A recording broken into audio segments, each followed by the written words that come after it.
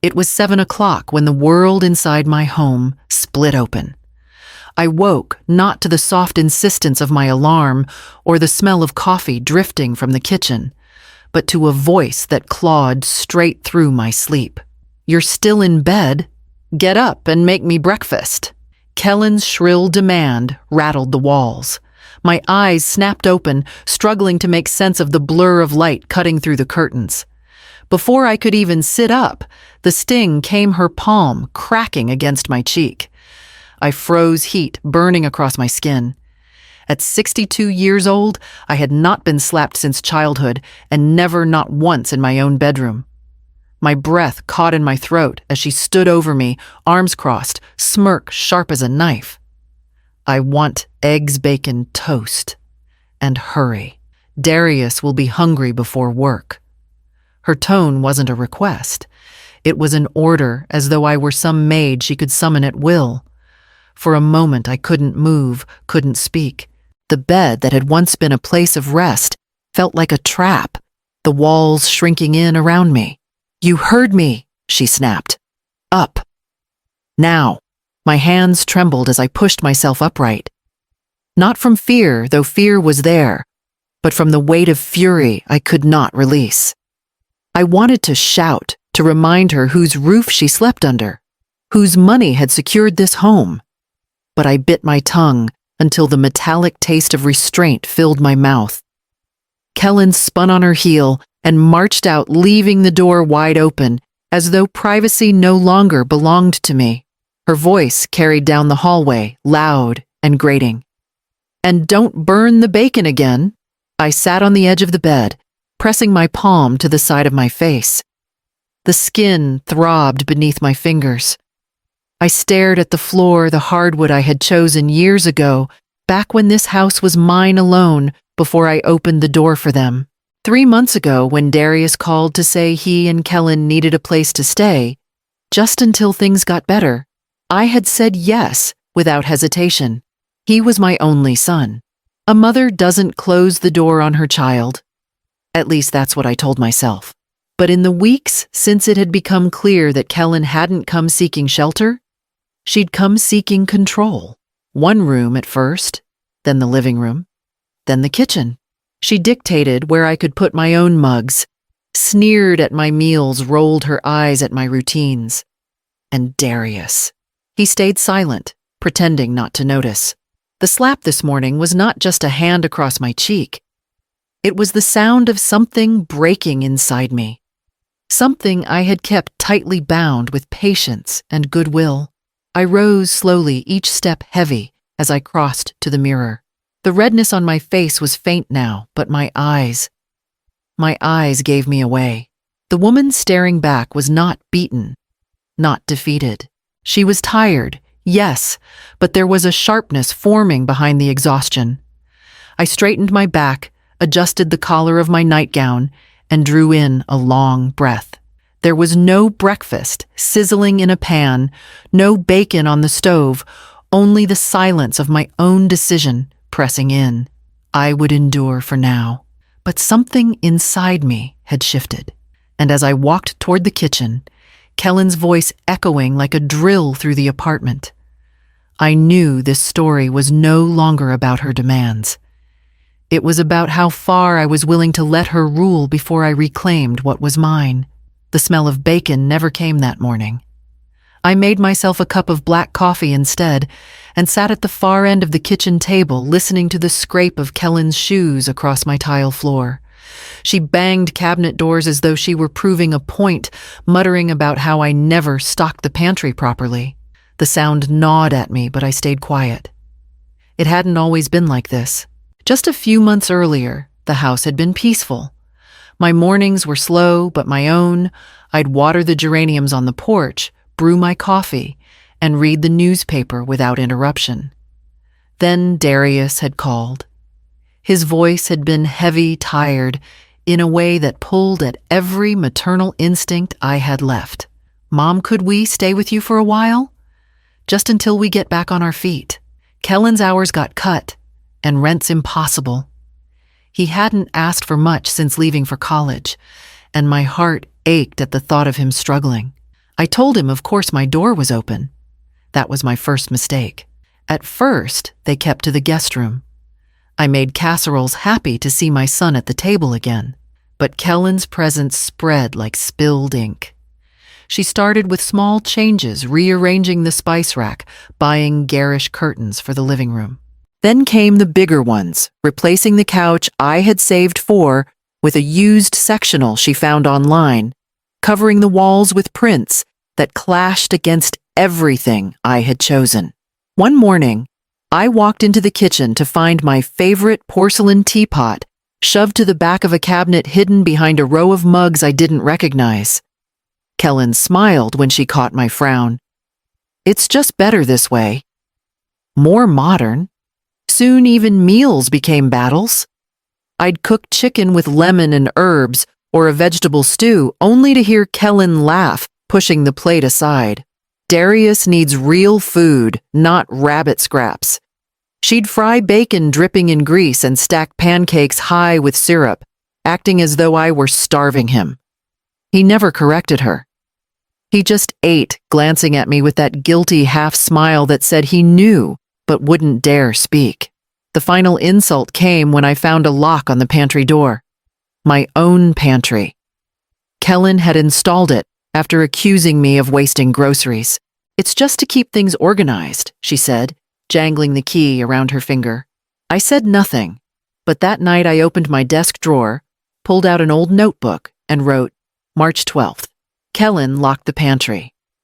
Claims it's hers to manage. From that day, every jab, every order, every theft of space found its way into my notebook. It became my quiet witness, the one place where my voice could not be erased. I filled page after page March 19th. She threw away my Sunday paper, said it made the house look cluttered. March 27th. Replaced my quilt on the couch with her polyester throw, said mine smelled old. April 3rd. Told Darius I never learned how to keep a man happy. He laughed. Each entry stung as I wrote it, but also steadied me. With every word I reminded myself I wasn't crazy. These things had happened, and no one could deny them once they were inked on the page. Now, as I sat with my coffee cooling in front of me, Kellen storming about as if she owned the house, I traced the edge of that notebook in my lap. It was hidden beneath the tablecloth, safe for now. She thought she had stripped me of my voice. She thought I was too old, too soft, too tired to resist. But the pages whispered otherwise, and I promised myself that one day soon those words would no longer stay hidden. By the time spring settled in the air in my house, felt heavier with every breath. It wasn't just the curtains Kellen had draped across the windows or the clutter she spread through every room. It was the constant reminder that I no longer lived in my own home.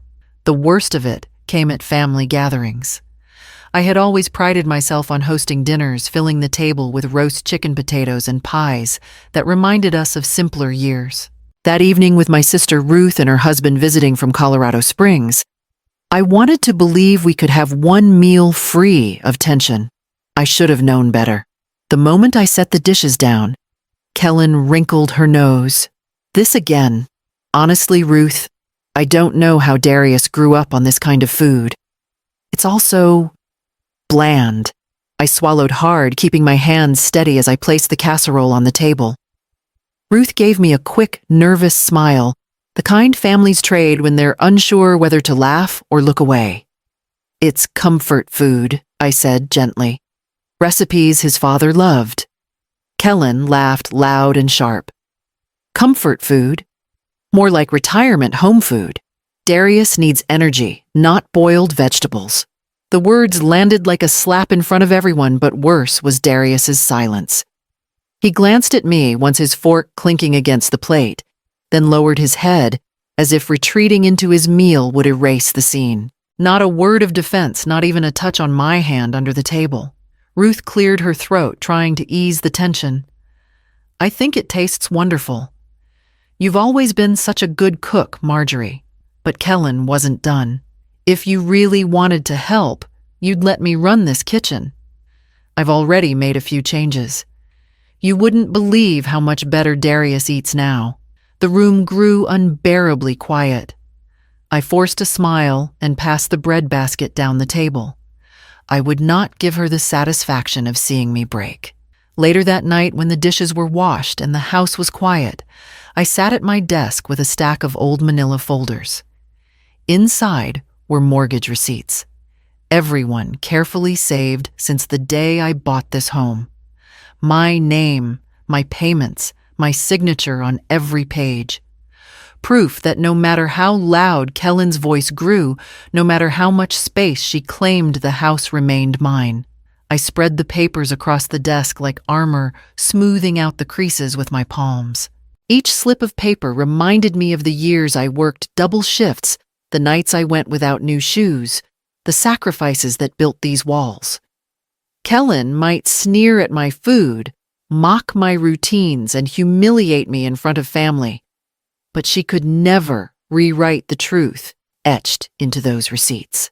I gathered them back into the folder, sliding it beneath the notebook where I had recorded her insults.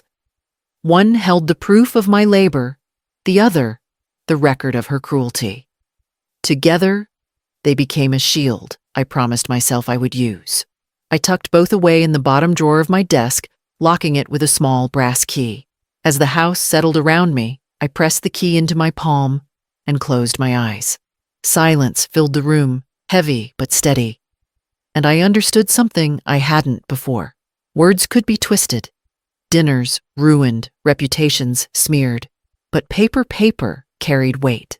And in the days to come, when the shouting grew louder and the humiliation sharper, those papers would speak for me. The night after that dinner, I lay awake long after the house fell silent. The faint hum of the refrigerator carried down the hallway, a steady reminder of how much in my home no longer belonged to me. Kellen's laughter still rang in my ears, cruel and cutting, while Darius's silence weighed even heavier. I stared at the ceiling until dawn, knowing something inside me had shifted. I rose before the sun and went to the desk where I kept the folder of receipts and the notebook of insults. My hands lingered on the drawer's brass handle, cool and firm, as if the wood itself were waiting for me to decide. I pulled it open and gathered the papers into my arms. At the back of my closet sat a small lockbox, the kind my husband once used for tax documents. I had kept it empty for years, not needing it, not expecting to. Now it felt like the right place for what I carried. I slipped the receipts and the notebook inside, added the key to the bottom drawer of my dresser, and turned the lock. The click was soft, but it steadied me. For the first time in weeks, I felt a measure of control. Kellen spent the following days in her usual whirlwind of orders and criticisms. She scolded me for folding the laundry wrong, tossed my teapot into the donation box, and announced she was converting the spare room into her office. I nodded, smiled, and wrote it all down later, careful to note the date and her exact words. There was a power in keeping those records. It was not loud, not dramatic, but it was mine. One afternoon, when she stormed through the kitchen, muttering about how I never bought the right kind of cereal, I sat at the table with my pen poised above the notebook. I wrote every word she said, each syllable a drop of venom captured in ink. When I closed the cover, I felt the pressure in my chest ease. My strength was not in shouting her down. My strength was in preparation. I began organizing everything, receipts, statements, letters from the bank, even old photos of the house before they moved in. I sorted them into folders, labeling each one neatly. Evidence of a life built by my hands, evidence of how far the disrespect had spread. The more I organized, the calmer I became.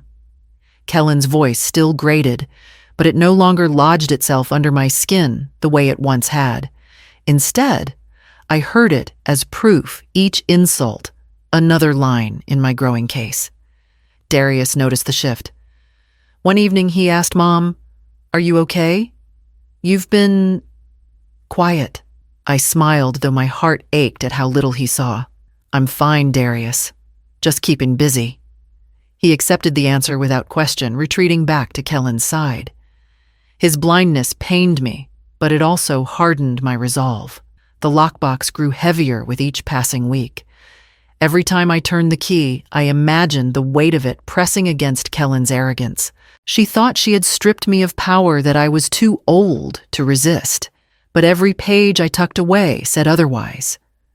I no longer asked myself if I would fight back. The only question was when. And when that time came, I would not raise my voice or beg for respect. I would open the lockbox, place the truth on the table, and let the weight of paper speak louder than her shouting ever could. The next morning, I decided it was time to speak to Darius directly. The lockbox gave me confidence, but it was not enough. I needed my son to see what was happening inside his own home, to hear me, and not dismiss me with the half smiles and nods he had perfected whenever Kellen raised her voice. I found him in the garage, tightening bolts on the car door. He looked tired shadows under his eyes, as though the stress of living between two women was grinding him down. Still, when he saw me, he managed a faint grin. "Morning, Mom? Something wrong with the car?" "Not the car," I said quietly. "With us." His smile faltered. He wiped his hands on a rag and leaned against the hood, waiting. "Darius, I need you to listen to me without brushing me off. Kellen has crossed too many lines. Yesterday she locked the pantry. Before that, she threw away things that belonged to me. She mocks me in front of family. And this morning I hesitated, swallowing the memory of her slap this morning. She shouted at me in my own room. I can't live like this." He sighed heavy, as though I were the one burdening him. "Mom Kellen's under pressure. Her hours got cut again, and she's been worried sick about money. She doesn't mean half the things she says." I clenched my fists at my sides. "She meant every word, Darius. You heard her at dinner. She humiliates me while you sit in silence." His eyes shifted away, fixed on a crack in the concrete floor. "I don't want to start fights. Keeping the peace is easier." "Peace." My voice sharpened despite myself. "There is no peace. There's only her voice filling every room and your silence letting her do it." He rubbed his forehead, muttering, "You're making it sound worse than it is. Kellen has a strong personality, that's all. A strong personality doesn't give her the right to treat me like a servant." My throat tightened. "I welcomed you both here because you said you needed help. I thought we were a family, not soldiers living under command." His face hardened. "She's my wife, Mom. I have to support her. Don't ask me to take sides." The words cut deeper than Kellen's insults ever had. My own son, the boy I raised, the man whose clothes I once patched and whose tears I once dried, was telling me he would not stand between me and the woman tearing my dignity apart. I turned away, unable to bear the sight of him choosing the easy road. "I'm not asking you to take sides, Darius. I'm asking you to protect your mother from cruelty." The silence that followed was worse than any argument. He said nothing. The rag slipped from his hand and hit the floor, but he didn't move to pick it up. I left the garage with my chest aching, the words I had wanted for weeks spilling out into the empty air rather than into his heart. My feet carried me back to the house, where Kellen's voice already drifted from the kitchen, sharp and unyielding, complaining about the groceries again. In that moment, I understood. Darius would not stop her. He would not stand in front of me like his father once would have. If I wanted protection, it would have to come from somewhere else, somewhere stronger than his silence. And as Kellen's words rang through the walls once more, I felt my resolve tighten. I would not wait for my son to defend me. I would find my own way to fight. The invitation came from our neighbors down the block, the kind of casual backyard barbecue that used to be the highlight of my summers. I nearly declined. The thought of spending an afternoon with Kellen in full performance mode made my stomach twist. But Darius insisted. "It'll be good for you, Mom. Just relax, have some fun. So, I went carrying a bowl of potato salad that Kellen sneered at the moment I set it on the picnic table. Still making the same old thing, huh? I swear you've been stuck in the 50s since forever. Several heads turned. I forced a polite smile and placed the bowl among the other dishes, though my chest burned. The day was warm, the smell of grilled burgers and charcoal heavy in the air, yet I felt chilled by her words. Kellen didn't stop there. As the neighbors gathered in folding chairs, laughing and sipping lemonade, she launched into one of her favorite routines, using me as the punchline. "You should see how she runs the house," she said loudly, her voice cutting across the yard. She still thinks folding laundry by hand is efficient.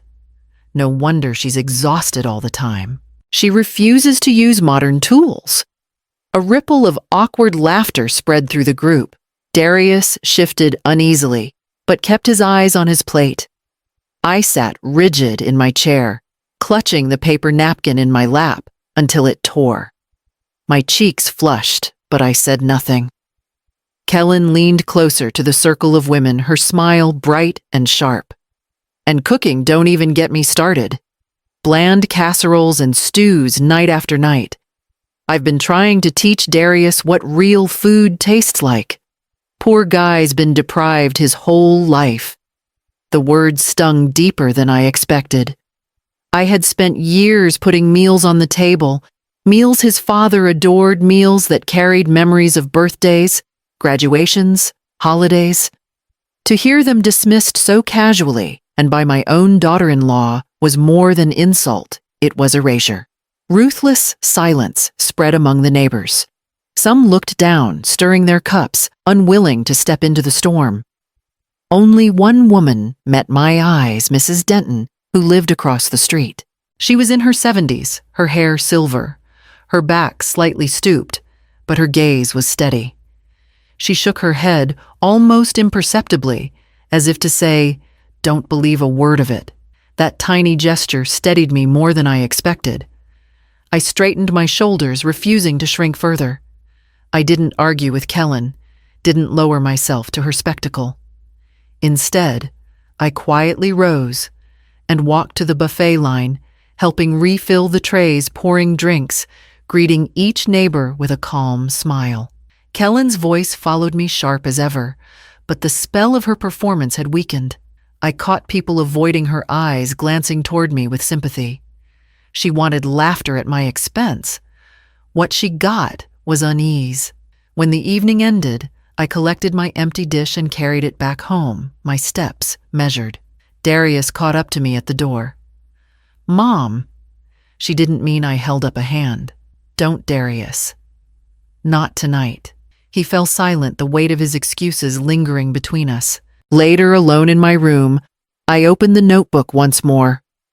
I wrote it all down, her words, the laughter, the silence of those who did nothing. But I also added something new, Mrs. Denton. She saw. She knows. For the first time in weeks, the page didn't feel like a record of defeat. It felt like the beginning of something else. A seed planted, a witness who might matter. And as I closed the book, I realized Kellen's stage was shrinking. The house was quiet the next afternoon, a rare moment when Kellen had taken the car to run errands, and Darius was still at work. I stood in the hallway, breathing in the silence like it was oxygen. For once, the walls didn't echo with criticism or commands. I intended only to dust the guest room, a space I rarely entered, now that Kellen had claimed it as her office. But the air felt staler than usual, the blinds drawn tight, a faint smell of perfume lingering in the air. I picked up a stack of magazines from the nightstand, intending to move them aside, when my hand brushed against a drawer that sat slightly ajar. Something about that small crack, left open carelessly, drew me closer. I pulled the drawer open just enough to see envelopes crammed inside their corners, bent their flaps, frayed. Most were stamped with bold red letters, "Past due." "Final notice." "Account suspended." My pulse quickened. I lifted one envelope, unfolding the paper with steady fingers. A credit card bill thousands of dollars overdue. Another from a department store interest piling higher than the purchases themselves. A third, a medical collection agency demanding immediate payment. I sat on the edge of the bed, the papers fanned across my lap like a deck of cards stacked against her. The image of Kellen strutting through my kitchen as if she owned it, barking orders, mocking my meals. Suddenly, it cracked. Behind her, arrogance was a mountain of debt so large she could barely keep it hidden. For a moment, I felt pity. Then I remembered her hand striking my face at dawn, her voice jeering at me before neighbors, her grip on my son's silence. Whatever pity I had hardened into resolve. I gathered the envelopes carefully, making sure to keep them in the order I found them. Then I carried them into my room, where my printer hummed faintly in the corner. With every copy that slid out of the tray, I felt stronger. Evidence, proof. She could twist words, but she could not erase numbers printed in ink.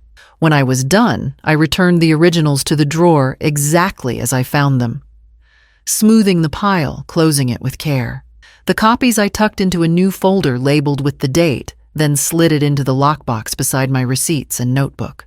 The sound of the lock clicking shut echoed louder than it should have. Later that evening, Kellen burst through the front door with shopping bags dangling from her arms, smiling as if she had just returned from conquering the world. "Darius," she called, "look at this dress. Half off. Can you believe the deal?" I stood at the sink, rinsing dishes, watching as she twirled in front of him, tags still dangling from the sleeve. My eyes flicked to the folder hidden away upstairs. She wasn't conquering anything. She was drowning, and every purchase was another stone tied to her ankle. Darius kissed her cheek, telling her she looked beautiful. I turned back to the sink, biting back words that might betray what I knew. Not yet. That night, when the house settled into sleep, I unlocked the box once more and added a note on top of the copies. Kellen's debts. Evidence of recklessness. To be used when the time is right. I closed the lid, feeling the weight of the growing collection. Kellen thought she held the reins, but the truth sat quietly in my hands. And with each passing day, I knew the moment would come when she would no longer be able to hide. Sleep had become a stranger to me. Even on nights when the house was quiet, I lay awake, my mind racing with every insult Kellen had hurled, every bill I had copied, every page in my notebook. That night was no different. The clock read just past midnight when I heard her voice carrying faintly down the hallway. At first, I thought she was arguing with Darius, but the sound didn't match. It was lower, more hushed, the way people speak when they know they shouldn't be overheard. I slipped from my bed, bare feet, soft against the floorboards, and inched closer to the guest room she had claimed as her office. The door was half closed, a sliver of light spilling out. "She won't last forever," Kellen was saying, her voice sharp but careful. "I'm telling you, once Darius gets her to agree, we'll have the deed. We can put the house on the market within weeks." My chest tightened. She was talking to someone else, her sister maybe, or a friend. I leaned against the wall, holding my breath. Of course she'll resist. Kellen continued, her words dripping with confidence. But Darius is soft. He'll fold if I push hard enough. He always does. And once she's out, we'll finally have the money we need. The debts will be gone. We'll start fresh. I pressed my hand over my mouth to keep from gasping. Every syllable confirmed what I had suspected. Her arrogance wasn't only about control, it was about ownership. She wanted my house. The walls my husband and I had built together, the place where my son had taken his first steps. My knees wobbled, but I steadied myself. Quietly, I pulled my phone from the pocket of my robe. My fingers shook as I tapped the record button and held it close to the crack in the door. Kellen laughed softly on the other side. Don't worry. She's old, stuck in her ways. She won't fight us. She doesn't have it in her. The words stung, but they also lit a fire deep in my chest. If she believed I was powerless, then she had already underestimated me. I stood there until the conversation ended, until I heard the faint click of her phone and the shuffle of her slippers across the carpet. I hurried back to my room, sliding beneath the covers, just as she passed in the hall. My heart pounded so loudly I feared she would hear it. But she didn't stop. Her door closed, and silence fell again. I reached for my phone with trembling hands and replayed the recording, just to be sure. Her voice was clear, the words undeniable. It was all there, her plan, her debts, her manipulation of Darius. I saved the file twice, once on the phone itself, once in the cloud storage I rarely used. Then I emailed a copy to myself, labeling it simply Kellen Proof. When the adrenaline faded, I sat upright, the room bathed in pale moonlight. I thought of Darius, asleep beside her, oblivious to the schemes she whispered in the dark. My heart ached for him, for the boy who used to run into my arms with scraped knees and stories about the schoolyard. Now he was caught in her web, blind to the danger that crept closer with every word she spoke. I touched the phone again, the recording safe inside, and whispered to myself, "You're wrong, Kellen. I do have it in me." The house was quiet once more, but I knew the battle had shifted. I was no longer the silent bystander. I had proof, and proof had weight. And as I closed my eyes at last, I felt the lockbox upstairs calling to me, ready for what I would place inside next. The morning after that midnight call, Kellen barely looked at me. She breezed through the kitchen in her silk robe, humming as if she hadn't plotted to steal the house hours earlier. Her performance was flawless, but every glance she threw my way carried a flicker of disdain, as if daring me to react. I didn't. I sipped my coffee and waited. By afternoon, the first message arrived. "You're pathetic. You can't even keep up with this house anymore." My phone buzzed again minutes later. "Don't get too comfortable. You'll be out soon enough." I stared at the screen, my chest tightening, but instead of replying, I pressed the screenshot button. The image saved with a satisfying click. The messages kept coming throughout the day, each one more vicious than the last. "Darius only pities you. If it weren't for me, you'd be alone in some nursing home. Stop pretending you're needed here. Nobody cares what you cook, what you clean, or what you think." Each time I captured the words, saving them carefully. I created a folder in my email titled K. Royce Evidence and sent every image there, each one labeled with the date and time. When the house grew noisy with her movements, I kept my phone close, sliding it under a stack of magazines whenever she entered the room. She thought her insults vanished once typed, that they were just blows thrown into the air. But I had them all now, permanent, undeniable. That evening, as I set the table, another buzz shook the phone in my apron pocket. "You'll regret crossing me. Darius belongs to me. This house will too." My hand trembled slightly as I captured the screenshot. This message was darker than the rest, the kind of threat that lingered long after the phone went silent. I slipped the device back into my pocket and carried the serving dish to the table without a word. Across from me, Kellen smiled sweetly at Darius, as though butter wouldn't melt in her mouth. He noticed nothing, the softness in her tone, the way she touched his hand, as if she hadn't just sent a string of venomous texts behind his back. I chewed my food slowly, nodding at their conversation about his office projects all the while, feeling the phone heavy against my side. Every buzz became less a dagger and more a nail in the coffin of her pretense. Later, when the dishes were done and the house had settled, I returned to my room. I spread the phone and my notebook across the desk, recording each phrase she had written. I copied them word for word, adding the dates, attaching the screenshots to the file I kept hidden in the lockbox. Her cruelty no longer startled me. It strengthened me. With every insult she sent, she thought she was breaking me down. Instead, she was building my case, higher stone by stone. I leaned back in my chair, the glow of the phone screen fading as the battery dropped. My reflection looked back at me in the darkened glass, tired but steadier, sharper. I closed my eyes and breathed deeply, the sting of her words dissolving into something new, resolve. When I finally slipped the phone into the lockbox with the rest of the evidence, the click of the key felt like a promise. Kellen thought she ruled with noise and fury, but paper, ink, and screenshots would outlast her shouting. And as I turned off the light, I knew the next confrontation would not end in silence. The next morning began like too many others, Kellen's voice ricocheting through the walls before I had even finished my coffee. She swept into the kitchen, a bundle of Darius's shirts draped over her arm, the scent of fabric softener trailing behind her.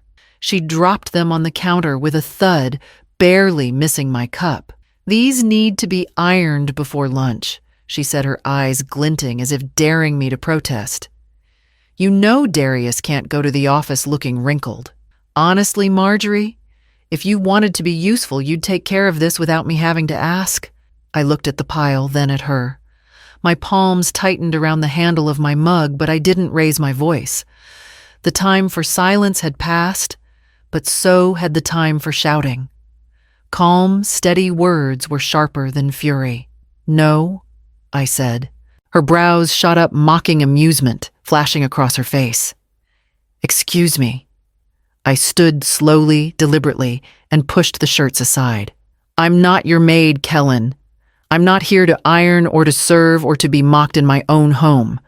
Cross me again, and you'll regret it." For the first time, I saw her falter. The smirk returned quickly, but there had been a flicker, just a flicker of something else. She tilted her head and let out a laugh, brittle and sharp. "You," she sneered. "What are you going to do, Marjorie? Lecture me with your little notebooks? Maybe bake me into submission with another casserole?" Her laugh echoed as she gathered the shirts and tossed her hair over her shoulder, striding toward the laundry room. But even as she mocked, I knew she had heard me. My voice had carried weight, and weight leaves an imprint. Darius came in just then, loosening his tie, clearly sensing the tension. "What's going on?" "Nothing," Kellen said quickly, her tone sugar-sweet again. "Your mom was just saying she'd help with the ironing." I met his eyes across the room, refusing to play along. "No, Darius." I told Kellen I won't. I'm not a servant in my own house. He blinked, caught between us, his mouth opening and closing, before he finally muttered, "I have to get to work," and slipped out as though escape were his only solution. Kellen smirked again, triumphant in her own mind. "See, he doesn't want conflict. He wants peace. And you keep stirring things up. Remember that, Marjorie." But I didn't answer. I let her have her false victory because I knew what she didn't. Words spoken in confidence to a midnight phone call. Debts hidden in a drawer. Threats typed onto my screen. All of it sat in the lockbox upstairs. My warning wasn't an empty threat. It was a promise waiting for its moment. I picked up my coffee again, the steam curling upward, steady in my hands. Kellen busied herself in the laundry room, muttering under her breath, but her steps were quicker, sharper. She had heard me. She just didn't believe me yet. That was fine. Soon enough, belief would not be optional. And as I carried my cup back to the table, I felt the first true calm I'd known in weeks. Not because the battle was over, but because I had finally placed my line in the sand, and there was no turning back. I had never been the type to seek out lawyers. In 62 years, I had managed most things with hard work and patience, but patience had turned to bruises on my pride, and work could not silence Kellen's contempt. It was time to bring someone else into the fight. The law office was tucked between a florist and a bakery downtown. The windows gleamed, and the brass plaque on the door read, "Hartwell and Associates." I hesitated before stepping inside, clutching my folder tight against my chest. The receptionist led me to a small conference room where the air smelled faintly of lemon polish and new paper. When Ms. Hartwell entered, she didn't waste time. She was a woman in her 40s, with sharp eyes and a calm, steady presence. She extended her hand and gave me a reassuring nod before sitting across from me. "Mrs. Ellsworth, what brings you here today?" My voice shook at first, but steadied as I spoke. "My daughter-in-law and son are living in my home. It was supposed to be temporary. Instead, she has taken over every room, every decision, and now she's threatening me directly. She believes she can push me out and take what isn't hers." Ms. Hartwell folded her hands on the table. "Let's start from the beginning. Do you have documentation of ownership?" I opened the folder and laid out the mortgage receipts, the deed, and the bank statements. "My husband and I bought the house 25 years ago. The mortgage is in my name. I've kept every record." She scanned the papers with quick, efficient eyes. "Good. That's solid proof. What else?" I slid across another folder.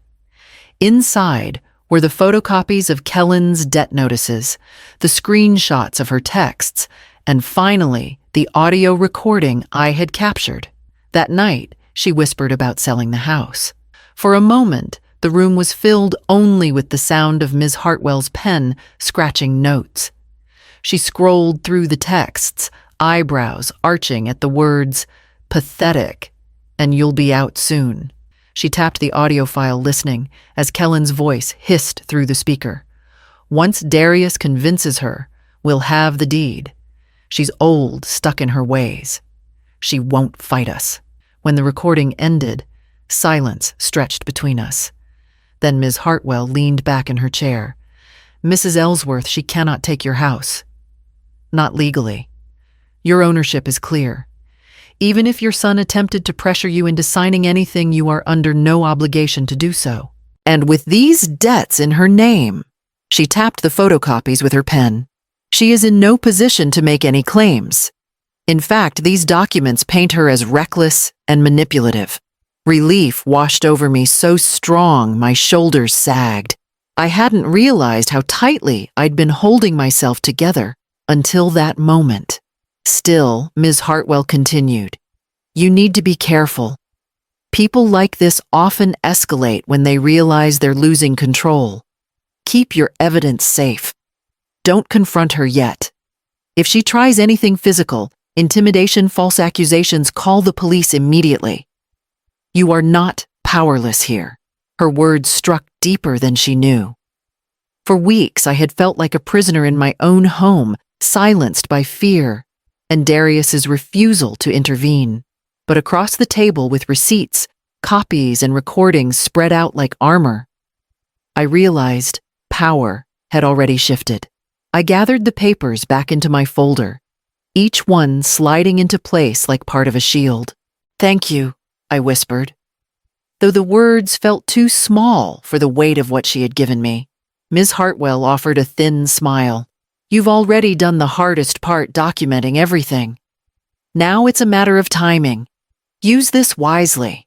When I stepped back into the daylight, the sky looked sharper, the colors brighter. The florist's roses spilled scent into the street. The bakery's door chimed with laughter from inside. For the first time in months, the world outside didn't feel muted. On the bus ride home, I kept the folder clutched to my chest, as though Kellen might somehow pry it from me if I let go. But she couldn't. Not anymore. When I walked into the house that afternoon, Kellen was in the living room, scrolling her phone, her feet propped on my coffee table. She looked up with her usual smirk. "Where have you been, Marjorie? Out buying more useless clutter?" I set my purse down and met her gaze without blinking. "I've been taking care of things." She rolled her eyes, returning to her screen, unaware of the shift already underway. And as I passed her heading upstairs to place the folder in the lockbox, I felt stronger, steadier, ready for the moment when silence would give way to action. 2 nights after my visit with Ms. Hartwell, I heard muffled voices through the thin walls of the house. At first, I thought it was the television, but then Darius's voice rose, shaken, followed by Kellen's shrill insistence. I leaned closer to the door frame, my heart already braced. "Darius, you don't understand," she said, her words trembling just enough to sound rehearsed. "We're going to have a baby." I pressed my hand against the wall. Pregnant. The word echoed through me, heavy and sharp. Darius stammered, joy and panic warring in his voice. "A baby? Are you sure?" "Yes," she breathed, theatrical even in her whispers. "That's why we can't waste time. This house, it's not ours until your mother hands it over.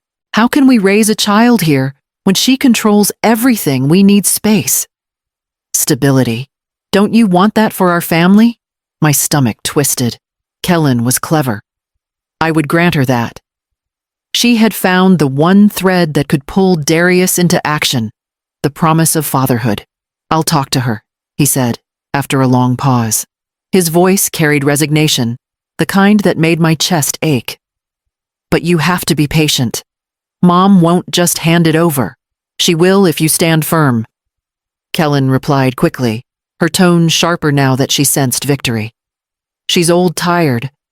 Push her and she'll cave."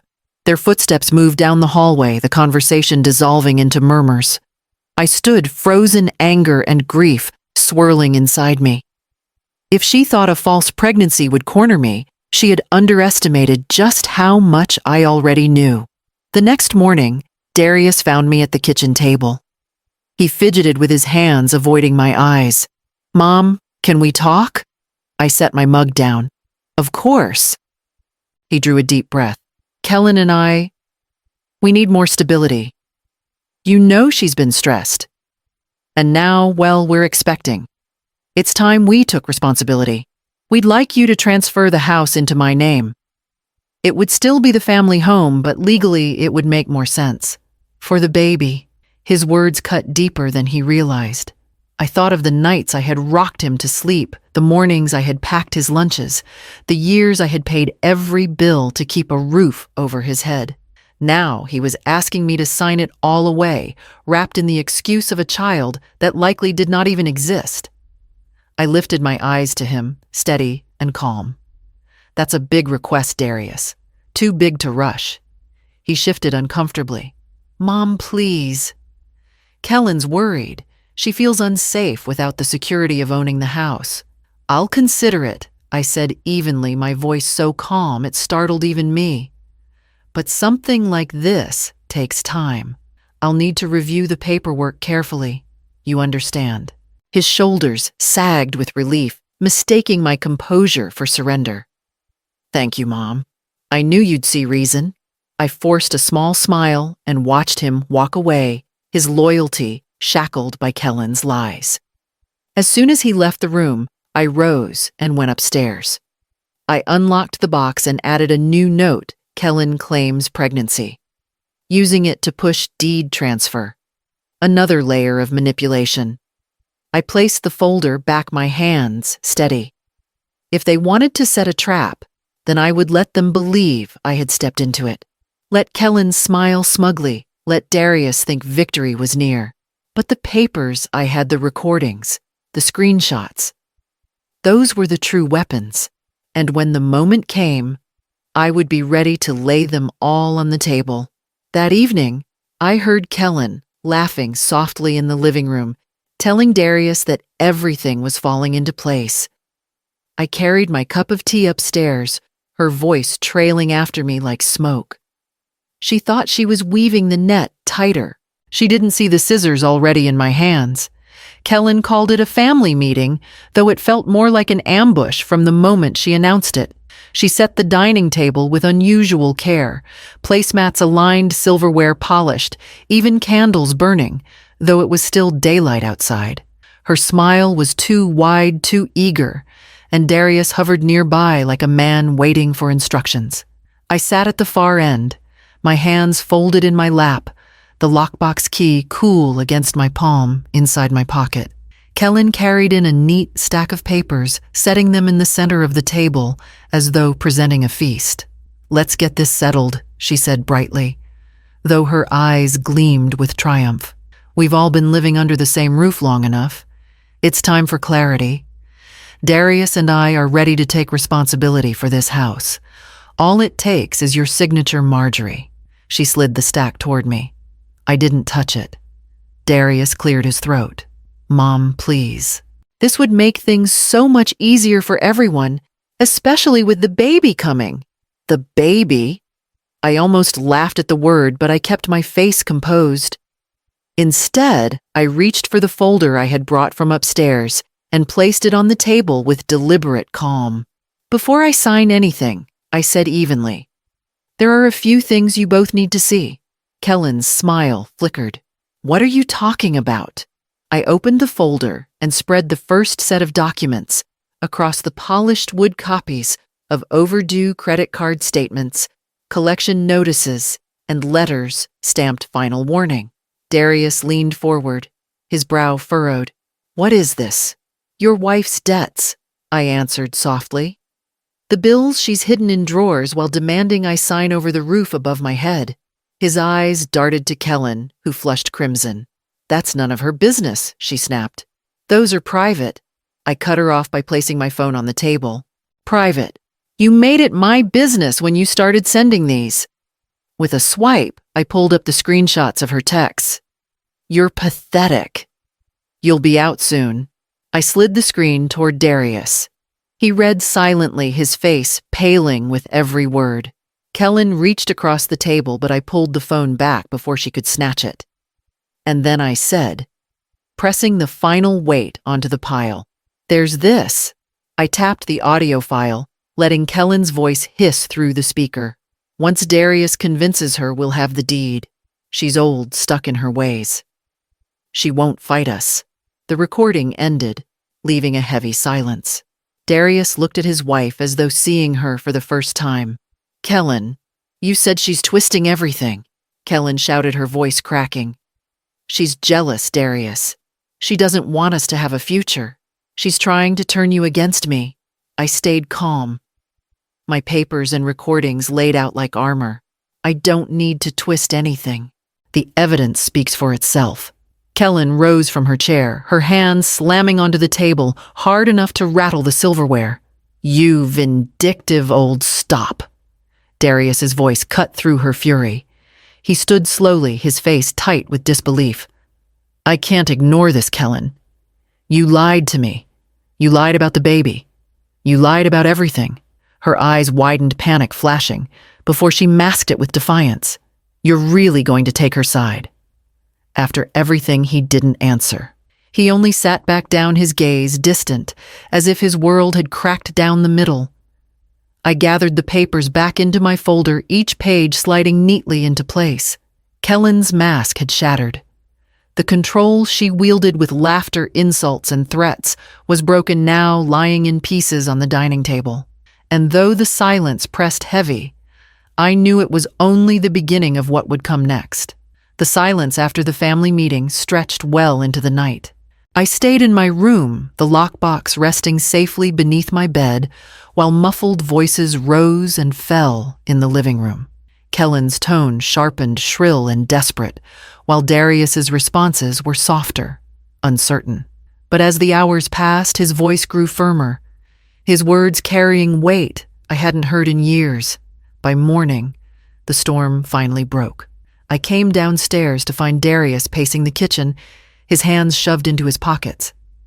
Kellen stood near the counter, her eyes red but still blazing with defiance. The moment I stepped into the room, she turned on me. You just had to poison him against me, didn't you? Waving your papers around like they mean something. You're pathetic. Enough, Darius said sharply. His voice startled us both. He had never spoken to her like that in my presence. Kellen blinked at him. What I said enough. He faced her fully, now his jaw tight. I listened to you, Kellen. I believed you when you said Mom was exaggerating when you said she was difficult. But those texts, that recording, you can't explain that away. Kellen's face twisted. So now you're taking her side. After everything I've done for you. After all the sacrifices. Sacrifices, his laugh was hollow. Hiding debts, Lying about a baby, trying to take the house my parents built? That's not sacrifice, Kellen. That's betrayal. Her hand trembled as she reached for him. Darius, please. You don't understand. I did it for us. For you. We needed security. No, he said firmly, pulling back. You did it for yourself. I stood silently by the doorway, my heart pounding. For the first time, I saw my son's eyes clear of the fog she had wrapped around him. He looked at her, not with love, not even with anger, but with recognition, finally seeing who she truly was. Kellen's fury ignited. She's turned you into her puppet. Don't you see? She's always wanted to control you. She couldn't stand that you married me, that you chose me. Darius shook his head slowly. No, Kellen. What I see is that Mom never asked me for anything, not once. You're the one who demanded control, who filled this house with ultimatums. Her voice broke into a scream. You're weak. You've always been weak, and without me, you're nothing. The words hung in the air, jagged and raw. Darius flinched, but instead of retreating, he straightened. Maybe I am weak, he said quietly, but I'm done letting you use that against me. I won't let you tear my mother down anymore. Kellen's mouth opened, but no words came. The fight drained from her eyes, replaced by something darker. Fear, maybe, or the realization that her grip on him was slipping for good. She grabbed her purse from the counter, muttering under her breath, and stormed out of the kitchen, the front door slamming hard enough to rattle the windows. The silence that followed felt heavier than her shouting had. Darius sank into a chair, his head in his hands. Mom? He whispered. I'm so sorry. I should have seen it sooner. I crossed the room and placed a hand on his shoulder. Seeing it now is enough, I said gently, though my heart ached with the years of silence that had passed. He looked up, his eyes red but steadier than before. What do we do now? I didn't answer right away. Instead, I glanced toward the lockbox upstairs, the evidence tucked neatly inside. The time for silence was over. Action was the only path left. The morning of her removal arrived with an eerie calm, like the stillness before a storm.